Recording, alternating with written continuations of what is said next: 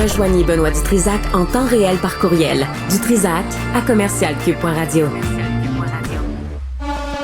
Ça va brasser. C'est surprenant. Ça, pour moi, on rate un peu la cible. Mais c'est quand même fascinant. Vous êtes plus notre champion. Stéphanie Touga. On a voté, mais oui. Stéphanie, bonjour. Bonjour, Benoît. Et le psychodrame continue, n'est-ce pas? Ben, comme toujours. Bon, alors Incroyable. parlons de ce sondage. Oui, parlons de ça, en fait. Commençons par ça, le sondage Palace Data. Moi, j'attendais un sondage. J'ai hâte qu'il y en ait d'autres qui sortent, mais il y a eu un sondage qui a été fait du côté Palace Data, l'actualité, Québec 125, les 24-25, donc cette semaine, en plein cœur de la crise qui s'abat sur le Parti libéral du Québec. La petite crisette chez Québec solidaire, mais on n'en parle pas parce que, honnêtement, c'est quasiment plus un dossier.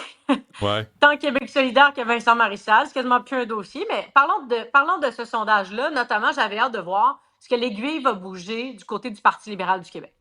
Puis, justement, on va se le dire, là, le chef libéral, en ce moment, il traîne son parti vers le bas. Pablo Rodriguez, il obtient 13% d'impressions favorables contre 56% d'impressions défavorables. Ouh. Ça, là, en bas de 20% d'impressions favorables, tu te dis, ben là, c'est parce que il y a personne qui m'aime, tu sais. Puis, pire que ça, quand je regarde chez les francophones, on se situe à 11% d'intentions favorables, 62% d'impressions défavorables. Donc là, on n'a plus juste un problème au PLQ, parce que le PLQ est resté à peu près à 25%. Bon, c'est un peu plus bas que ce à quoi ils nous avaient habitués dans les derniers mois, mais pas tant que ça. C'est pas catastrophique, 25%. Ce qui est catastrophique, c'est 11% chez les francophones pour Pablo. Ce qui veut dire que Pablo, et ça, c'est vrai uniquement pour lui au Québec en ce moment, il est le seul chef qui fait moins bien que sa marque politique. Il est le seul chef qui tire son parti vers le bas. Puis ça, c'est vrai uniquement depuis les derniers jours, donc depuis la crise qui s'abat sur le Parti libéral du Québec. Pour moi, ce que j'interprète ça comment? J'interprète ça qu'il a perdu la confiance, du moins pour l'instant, des Québécois en matière de gestion d'enjeux. Il n'est pas capable de gérer la crise qui s'abat sur son parti. Les Québécois n'ont pas confiance en son discours. On ne sait pas ce qu'il nous dit, on ne comprend pas. Là, moi, je me mets les deux mains dedans à tous les jours toutes les minutes de la journée. Je m'intéresse à ce qui se passe en politique québécoise. Je m'intéresse à ce qui se passe au Parti libéral du Québec. Et j'arrive pas à t'expliquer concrètement qu'est-ce qui arrive. Je parlais avec ma mère hier soir, puis elle me disait, c'est quoi l'affaire, là, l'UPAC? Puis je disais, je sais, maman, incroyable. Puis elle dit, comment ça on est rendu là? Puis pourquoi il dit rien, Pablo? Puis je disais, j'aimerais ça te donner des réponses, maman, mais je le sais pas. Il ne sait pas lui-même. Je le sais pas, puis sais-tu quoi? Il le sait pas. C'est ça qu'elle me disait. Puis là, elle roule des yeux, comme tout le monde. Tout le monde au Québec en ce moment, quand on écoute Pablo, on roule des yeux. Ouais. On se dit, coudonc, comment ça tu nous dis que t'es pas au courant de ta crise? Du tout, là, tu sais. Est-ce qu'il déçoit sur toute la ligne? Parce que on l'a vu, là, il emmenait large à Ottawa. Ouais. Il était le lieutenant du Québec. Puis même Carl Blackburn lui avait dit pendant la course à la chefferie que quand il défendait plus les dossiers d'Ottawa à Québec que les dossiers de Québec à Ottawa. C'est très décevant, là, sa performance. J'ai l'impression, je suis assez d'accord avec toi, puis j'ai l'impression qu'il est meilleur dans une posture de deuxième, dans une posture de soldat, d'aller se battre pour l'équipe, que quand il est premier. On dirait que la greffe d'être le numéro 1 avec son parti politique au Québec, de surcroît, mais surtout d'être numéro 1, ça n'a pas pris. Puis là, il a comme pas été capable de passer, pour l'instant, le baptême de feu, là, une première vraie crise. OK, c'est une grosse crise, OK? On va y donner, là, le pauvre, là, c'est une mouche. On ne sait pas c'est quoi son implication, mais tu comprends, ça reste une très, très grosse crise. Puis en ce moment, tout ce qu'il fait, c'est tirer son parti vers le bas. Puis si on avait cette discussion-là, puis qu'il restait 2 ans avant l'élection, je te dirais, regarde, faites la lumière. L'UPAC va déposer, parce qu'on va parler ensuite, toi et moi, va déposer les constats de sa validation, de sa période d'enquête en ce moment. Le DGEQ va faire la lumière. Peut-être que ça va se régler hors cours entre Marois Risky et Mme Hayes. Puis là, après ça, on met le couvercle sur la marmite, puis vous recommencez à travailler. Mais là, il leur reste 10-11 mois avant une prochaine campagne électorale.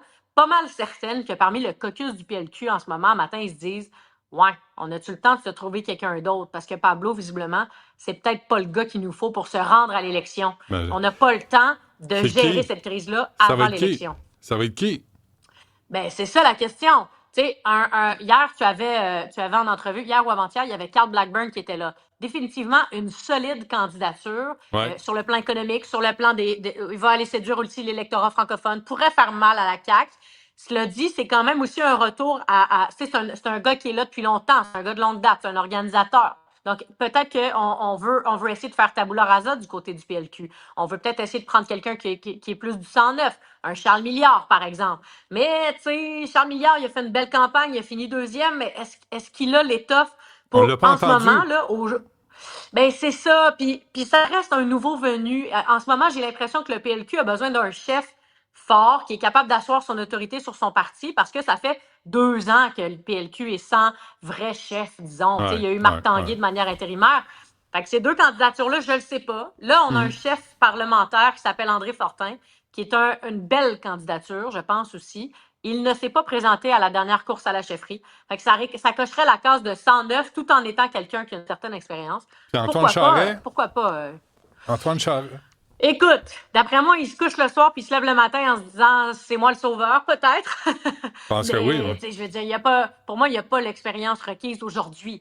Si tout le monde a cette discussion-là dans 5 ans, c'est probablement pas le même discours. Mais aujourd'hui, je pense pas. Là, Justin ne l'avait pas non plus. Justin ne l'avait pas non plus. Il y avait juste le nom de famille. Mais il avait été élu, il avait été député. Tu sais, je veux dire, il faisait partie du caucus. Tu sais, là, Antoine Charest, non, là, il est pas au PLQ. Il est juste le fils du gars qui était au PLQ. Tu comprends, pour l'instant. Pour l'instant. Okay. C'est bon, correct, j'accepte cette réponse. C'est bon, on passe à la prochaine question. Êtes-vous prêts? Pour un grille-pain, Mme Touga. Oui, je suis prête. Le sondage pour François Legault, ça donne quoi? Ben c'est ça. Sondage pour François Legault, ça, c'était pour moi, je me disais, hey, François Legault, il doit se dire, enfin, je vais aller grappiller quelques points. Ben oui. Pour l'instant, c'est pas ce que les sondages nous disent. Je mets un grain de sel, par exemple. Si c'est encore le supplice de la goutte puis de la crise au PLQ qui continue dans les prochains jours, d'après moi, la CAQ va prendre quelques points la semaine prochaine s'il y a un nouveau sondage qui sort la semaine prochaine. Mais aujourd'hui, ils n'ont pas réussi à capitaliser sur la crise au PLQ. Donc, OK, mais pour l'instant...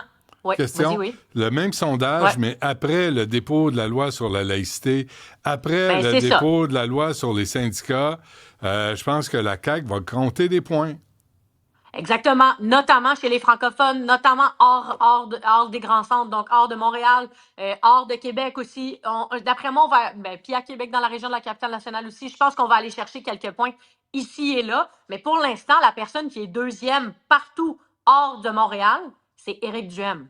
Éric Duhem, son score au national n'a pas bougé. Il reste à 15 %, ce qui est très haut. 15 %, c'est plus haut que la CAQ. La CAQ est à 13 % selon ce sondage-ci. C'est fou. Mais on est vraiment loin pour Éric Duhem de pouvoir goûter au pouvoir. Là. Le Parti québécois le devance de 20 points. C'est pas une donnée. N'empêche qu'ils sont pour l'instant deuxième.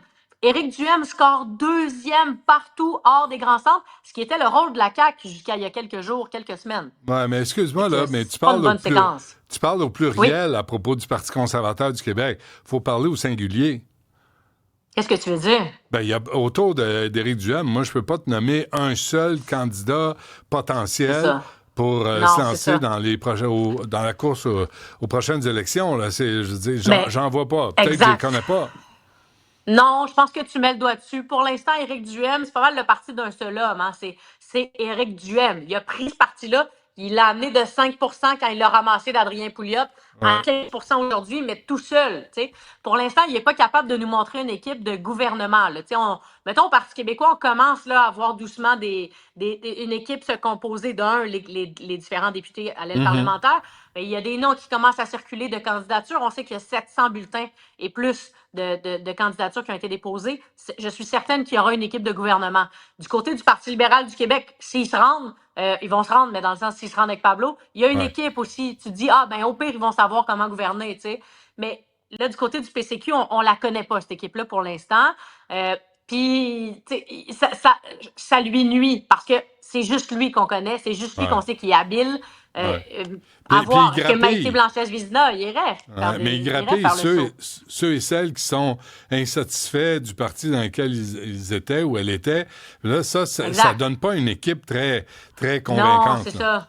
Non, ça donne surtout une équipe de gens qui sont fâchés de la gang avec qui ils étaient. c'est pas une équipe de bon gouvernement convaincant, là, ça, c'est Ouais. certain. Bon, et l'UPAC chez Marois Risky, Hey. il paraît que c'est elle écoute, qui les a invités. ça se peut, tu sais, ce qu'on sait pour l'instant. Mercredi, donc hier, l'UPAC se sont rendus au domicile de Marois Risky pour recueillir sa version des faits puis noter ce qu'elle voulait dénoncer. Tu sais, pour l'instant, faut quand même prendre ça avec un grain de sel. L'UPAC, pour l'instant, il est déclenché quand il y a quelqu'un qui dit « Moi, j'ai une plainte à faire, venez me rencontrer. » Donc, ou « Allez à tel endroit, j'ai une plainte à faire. » On va voir. Ça ne veut pas dire qu'il y aura une enquête de l'UPAC. Ça ne veut pas dire que ça va mener à des accusations formelles. Mais chose certaine, pour le Parti libéral, c'est une mauvaise nouvelle. C'est une bonne nouvelle en ce sens qu'on va au moins faire la lumière sur les choses. Pour la population, très bonne nouvelle.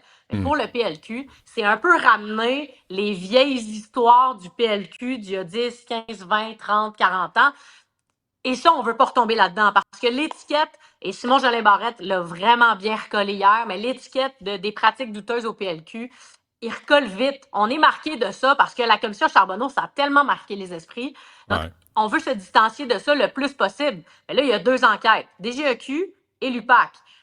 Pénal, administratif, réglementaire. Ça fait mal. Ça fait mal à la marque libérale, c'est sûr. C'est clair. Puis on a repeinturé le bazou, mais la vieille peinture remonte à la surface. Là. Puis avec un petit peu de rouille. Ouais, faut se méfier. C'est ça. OK, exact. Parfait. On se reparle demain, Stéphanie. Merci. On se parle demain.